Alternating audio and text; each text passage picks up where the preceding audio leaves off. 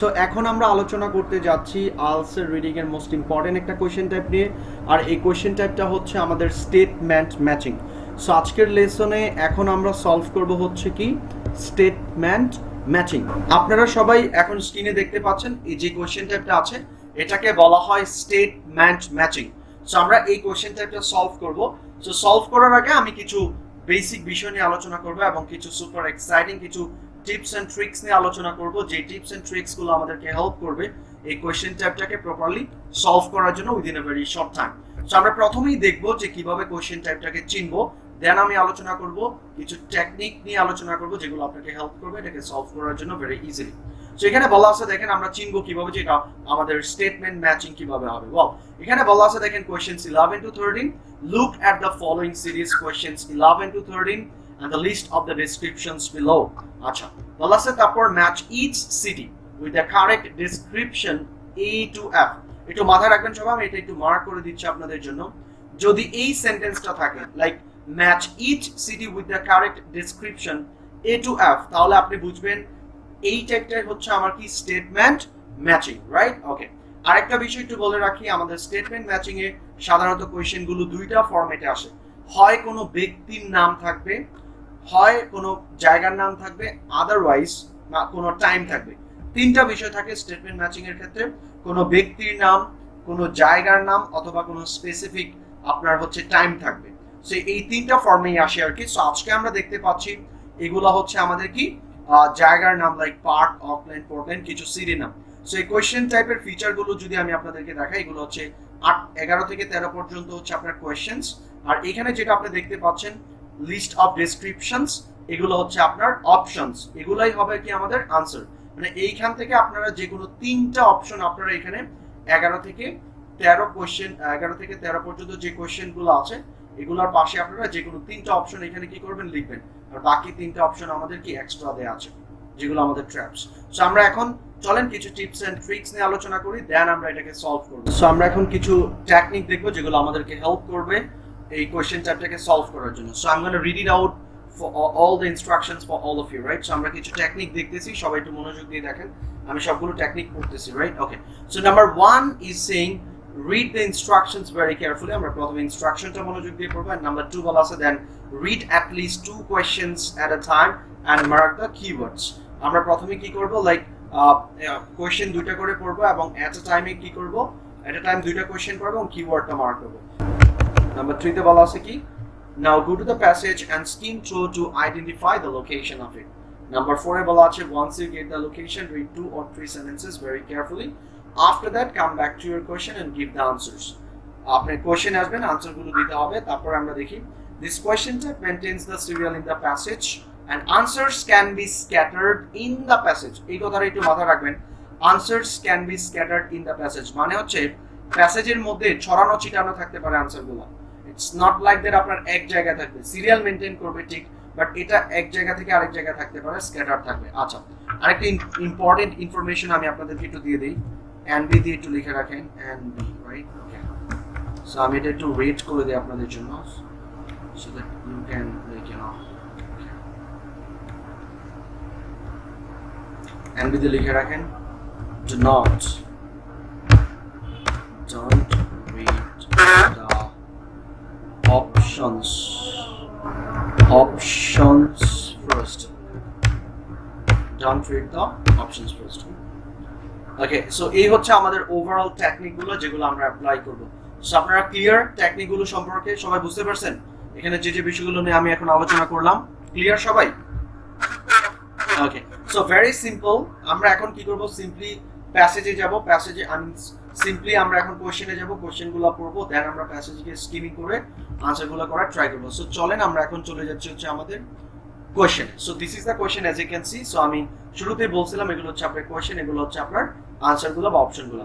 আপনি কখনোই আনসারগুলো পড়বেন না, অপশন বা আনসার এগুলো এখন যদি আপনি অপশনগুলো পড়েন তাহলে এটা জাস্ট আপনার ওয়েস্ট অফ টাইম হবে, এটা কোনো কাজেই দেবে না। সো প্রথমত আমরা যে কাজটা করব, দুইটা করে কোশ্চেন পড়বো। সো আমরা প্রথম 11 পড়বো, তারপর 12। একটু ধরেন পার্ক, এটা হচ্ছে একটা জায়গার নাম, সিটির নাম, একটু মার্ক করবেন, এটা হুবহু আমাদের প্যাসেজে পাওয়া যাবে। তারপর হচ্ছে অকল্যান্ড, সো আমরা এখন মার্ক করলাম park and second one is the Auckland। So now it's time to go to the passage and we will skim through to identify the location of it. So now let's go to the passage. আমরা এখন যাব পার্থ এবং Auckland খুঁজবো, right? ওকে, চলে আসি আমরা প্যাসেজে। So আজকের প্যাসেজটা যেটা দেখছেন এটা হচ্ছে advantages of public transport. So আমরা এরকম স্কিমিং করবো, এরকম সবাই দ্রুত একটু খুঁজে দেখেন আমাদের পার্থ কথাটা কোথায় আছে। জাস্ট স্কিমিং করেন সবাই, এইভাবে দেখেন কোথায় আছে। এই যে পেয়ে গেছি আমরা ফার্স্ট লাইনে। সো আমি একটু পড়ি, একটু ধরেন। এক্সাম হলে আপনারা যে কাজটা করবেন, আপনারা যখন পরীক্ষায় বসবেন তখন কেউ, আমি আবারও বলি, প্রত্যেকটা লাইন পড়ে পড়ে আসার কিছু নেই, যে স্কিমিং করে দেখেন খুঁজে আপনার পার্ট কথাটা কোথায় আছে, যেখানে পাবেন ঠিক এই জায়গাটার 2টা বা 3টা লাইন আপনি পড়বেন। তো চলেন আমরা এখন এই সেন্টেন্সটা পড়ি। কি বলা আছে? The study found that the western Australian city of Partha is a good example of a city, মানে এটা হচ্ছে ভালো একটা এক্সাম্পল, একটা ভালো একটা সিটির এক্সাম্পল। পার্থ একটা সিটি অস্ট্রেলিয়ার, যেটা হচ্ছে উইথ মিনিমাল পাবলিক ট্রান্সপোর্ট, মানে এই পার্থ সিটিতে ওদের পাবলিক ট্রান্সপোর্টেশন পরিমাণ হচ্ছে কি কম। মিনিমাল মানে হচ্ছে কি কম, তাদের পাবলিক ট্রান্সপোর্টেশন কি কম, রাইট? তারপরে সেন্টেন্সটা করি।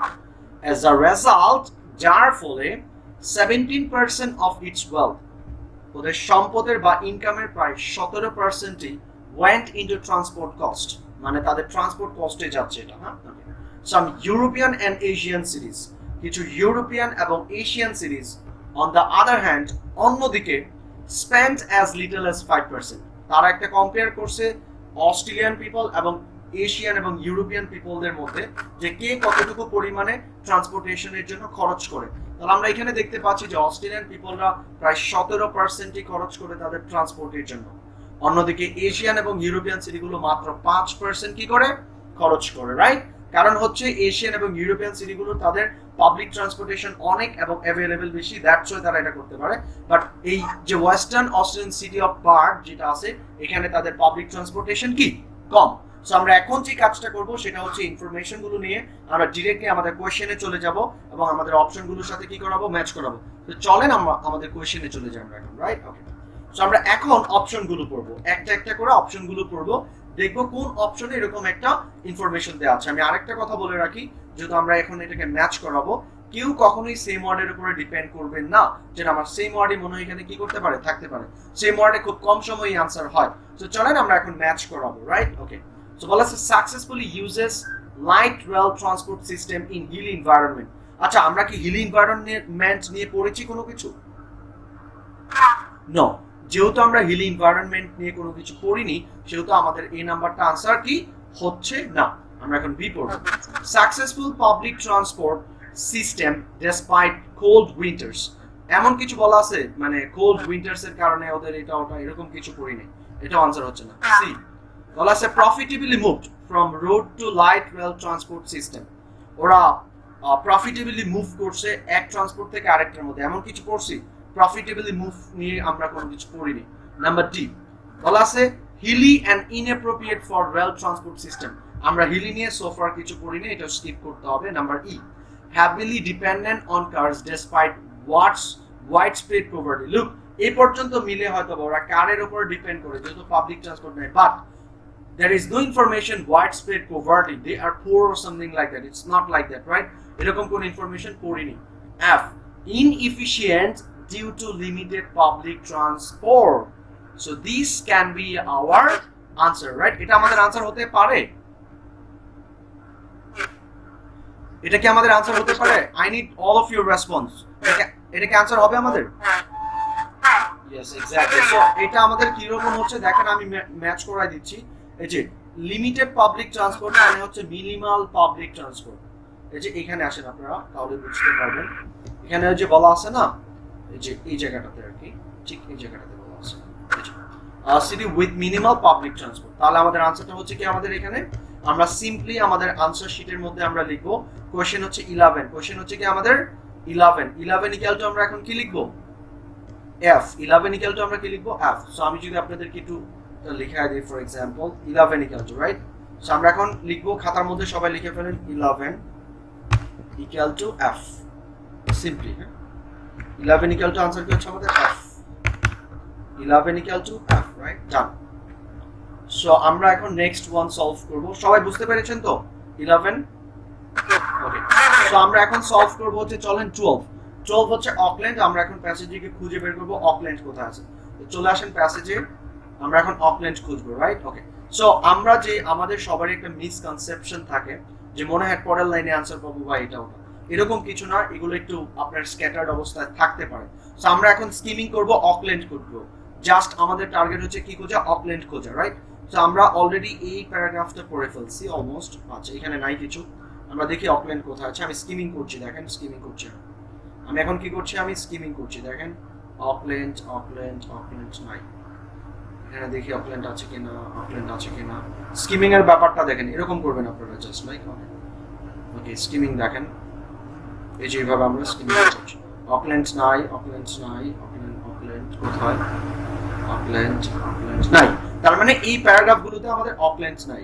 ওকে, একটা জিনিস মাথায় রাখবেন, এটা স্কিপ করবে না, মানে এটা এরকম না যে এখানে পান নাই এটার উপরে আছে, এটা সিরিয়াল ব্রেক করবে না, হ্যাঁ, এই বিষয়টা মাথায় রাখবেন। তো আমরা এখানে আসি, এখানে দেখি অকল্যান্ড কোথাও আছে কিনা। এই যে পেয়ে গেছি, রাইট? অকল্যান্ড পেয়ে গেছি। আমরা এক্সাম হলে যখন এটা পেয়ে যাব তখন এখানে মার্ক করে ফেলবো, রাইট?